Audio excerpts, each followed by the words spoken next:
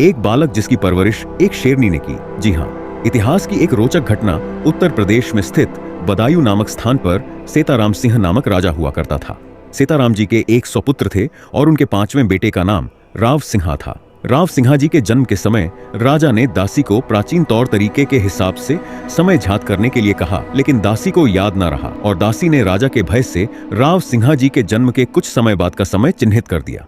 जब ज्योतिष को बुलवाकर नवजात शिशु का भविष्य पूछा गया तो गलत समय को देखकर ज्योतिष ने कहा कि बालक का मुंह देखते ही पिता की मृत्यु हो जाएगी। सीताराम जी ने तुरंत जल्लाद को बुलावा भेजा और कहा कि इस बालक को जंगल में ले जाकर मार डालो। जल्लाद बालक को जंगल में मारने के लिए ले गया। मात्र एक दिन के बालक को मारने में जल्लाद के भी हाथ कांप उठे और सोचा राजा का आदेश भी है। जल्लाद ने बालक को एक शेरनी की गुफा में यह सोचकर फेंक दिया कि यह उसका निवाला हो जाएगा, मगर शेरनी ने अभी अभी एक बच्चे को जन्म दिया था। बालक लुढ़कता हुआ शेरनी के बच्चे के समीप जा पहुंचा। शेरनी को लगा उसने 2 बच्चों को जन्म दिया है और यह बालक भी उसी का है। शेरनी ने अपने बच्चे के साथ उस बालक का भी भरण पोषण किया। शेरों के साथ घूमते और शिकार करते उनका चाल चलन रहन सहन शेरों के भांति ही हो गया। राजस्थान के पालीवाल ब्राह्मण यानी पाली जिले के कुछ ब्राह्मण जो व्यापार के मंसूबे से उसी जंगल से गुजर रहे थे, उन्होंने देखा 5 शेर आपस में लड़ रहे हैं, लेकिन उनमें 5वां इंसान है। और मजे की बात तो यह थी वो अकेला चारों पर भारी पड़ रहा था।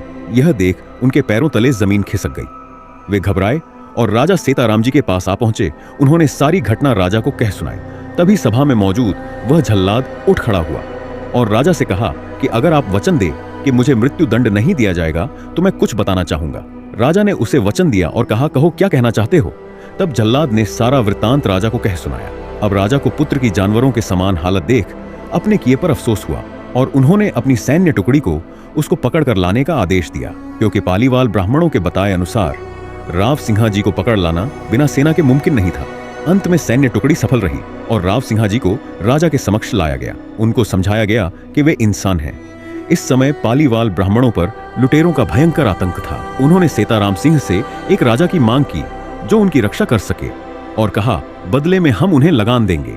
इस पर सीताराम सिंह ने कहा, मेरे 100 पुत्रों में जो आपको श्रेष्ठ लगे उसको आप अपना राजा चुन सकते हैं। पालीवाल ब्राह्मण राव सिंहा जी से बहुत प्रभावित थे। उन्होंने राव सिंहा जी को अपना राजा चुना और इस तरह राठौड़ राजवंश संस्थापक राव सिंहा जी ने 160 घुड़सवार के साथ राजस्थान की पावन धरा में प्रवेश किया।